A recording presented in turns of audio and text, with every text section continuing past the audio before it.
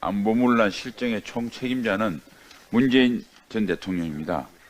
따라서 이번 국정감사에서 문재인 전 대통령을 국감 정인으로 채택한 것은 너무나 당연한 국민의 권리라고 생각합니다. 어제 국방위원회 전체회의에서 국정감사 정인 채택과 관련해 여야 간 치열한 논쟁이 있었습니다. 우리 당은 지난 4개월간 해수부 공무원 피격 사건, 탈북 어민 강제 북송, 기무사 해편 등 문재인 정권의 안보문란 진실규명을 위해 노력을 했습니다.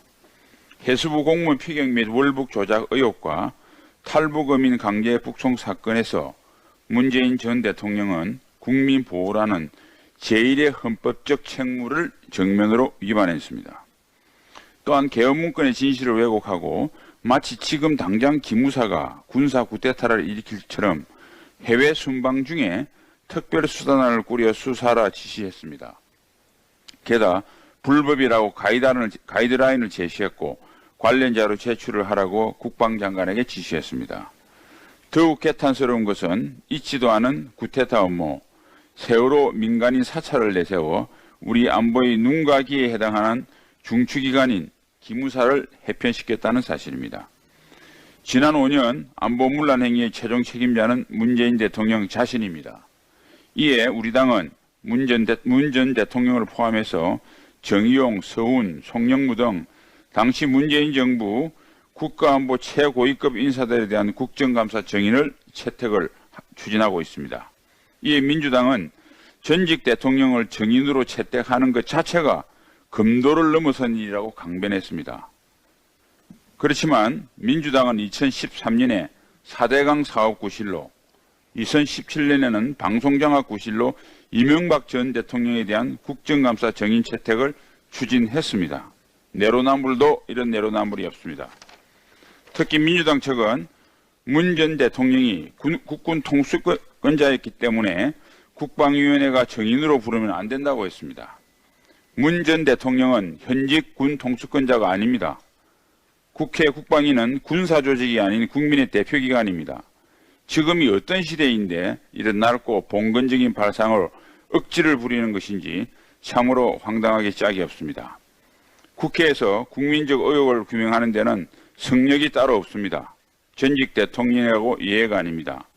민주당은 책임 있는 정당이라면 문재인 전 대통령 국감 정인 채택을 적극 수용하기 바랍니다. 문재인 전 대통령이 서해 공무원 피살 사건과 관련한 감사원의 서면 조사 요청을 받고 대단히 무례한 짓이다, 이런 반응을 보였습니다. 이로 인해서 오늘 더불어민주당 의원님들이 적극적인 공세를 해야겠다고 나오신 모양입니다. 특히 전직 장관 출신들이 그렇죠. 무례한 짓이란 용어에 주목하면서 안타까운 생각을 지울 수가 없습니다. 무례한 짓, 조선왕조실록에서도 아마 흔치 않은 용어일 것입니다. 아직도 왕이 있는 그런 시대에 살고 있다고 착각하는 것은 아닌지 대단히 안타깝습니다. 전직 대통령은 성역이 아닙니다. 또 감사원의 서면 조사 요청은 처음도 아닙니다. 문재인 정부 때인 지난 2000년 해수부 공무원 이모 씨는 서해에서 표류하다가 북한군에 피격되고 시신은 불태워졌습니다. 그런데 문재인 정부는 이 씨가 월북했다고 단정지었습니다. 추락 후 표류 추정이라는 최초 판단은 갑자기 자진 월북으로 바뀌었습니다. 이런 과정에서 문재인 대통령이 어떤 보고를 받았는지 또 어떤 지시를 내렸는지 이것은 반드시 진상이 규명돼야 합니다. 문재인 대통령은 2016년 이런 말씀도 하셨습니다. 퇴임 후 불기소 특권이 없어지면 엄정한 법의 심판을 받아야 한다. 대통령은 설령 피의자가 아니더라도 앞장서서 진실을 밝힐 책무가 있다. 이런 주옥 같은 말씀을 하셨죠. 그런데 본인이 퇴임을 했다고 해서 상황이 달라진 건가요? 대통령은 국민의 생명과 안전을 최종적으로 책임진 자리입니다. 국민의 생명이 석연치 않은 과정을 통해서 희생이 됐다면 실체적 진실은 당연히 밝혀져야 합니다. 이것은 보편적 가치인 인권에 관한 것이고 문재인 대통령은 재임 내내 사람이 먼저라고 강조한 바 있습니다. 말과 행동이 다른가요? 묻고 싶습니다. 최재 감사원장은 문재인 대통령 임기 말에 임명을 강행한 분입니다. 더불어민주당은 알아서 하시면 됩니다. 우리는 막을 힘이 없습니다. 이번 외교부 장관 일방적인 해임 건의안 가결을 보시면서 국민들이 판단하고 계실 겁니다. 윤석열 대통령의 순방과 관련해서 더불어민주당은 MBC와 함께 없는 바이든이라는 용어까지 만들고 정치 공작을 시도하고 있습니다. 미국 부통령이 방한한 와중에 외교장관을 해임하겠다고 겁박하고 떠난 즉시 해임 건의안을 가결한 것, 이런 것이 외교 참사입니다. 아까 한국은행 총재가 돈만 풀지 제대로 개혁하지 않는 건 나라 망치는 지름길이라 그랬잖아요. 이분, 이동립 분이죠, 이제. 이분이 아주 대표적인 분입니다. 이분이 2015년에 야당 대표하실 때 뭐라 그랬냐면 박근혜 대통령을 매섭게 질타했어요.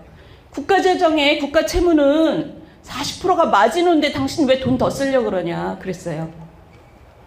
근데 자기가 대통령 된 다음에 한 얘기는 저 경제 관료들한테 막 자기가 호통을 쳤어요. 도대체 40%가 마지노라는 근거가 뭐냐? 왜 그랬을까요? 지금 구조개혁은 하나도 안 하고 엉뚱한 거 있잖아요. 소득주도 성장. 뭐 최저임금 30% 올리고 52시간제 굉장히 급하게 하고 이러면서 경제가 밑에서부터 흔들리니까 돈을 막 퍼부었죠. 개혁은 하나도 안 하고.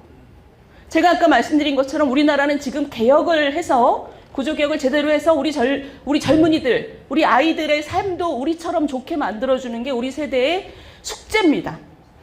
숙제일 뿐만 아니라 우리가 안 하면 우리가 큰 죄를 짓는 거예요. 근데 저는 이분은 정말 어마어마한 죄를 지었다고 생각합니다. 왜냐하면 정권 5년 동안 개혁하려는 생각을 안 했어요. 그리고 한 거는 자기들 머릿속에 있는 무슨 소득주도 성장, 너무나 이상한, 제가 경제학자인데 듣도 보도 못한 그런 거를 해서 경제를 망가뜨리고 그거를 주워 담으려고 돈을 엄청 풀었죠. 여러분들 지금 뭐 우리가 국가 채무가 1,000조가 넘고 뭐 정권 시작할 때 국가 예산이 400조였는데 지금 600조가 됐고 어마어마한데 다 코로나 때문이야 라고 믿으시는 분들 계세요?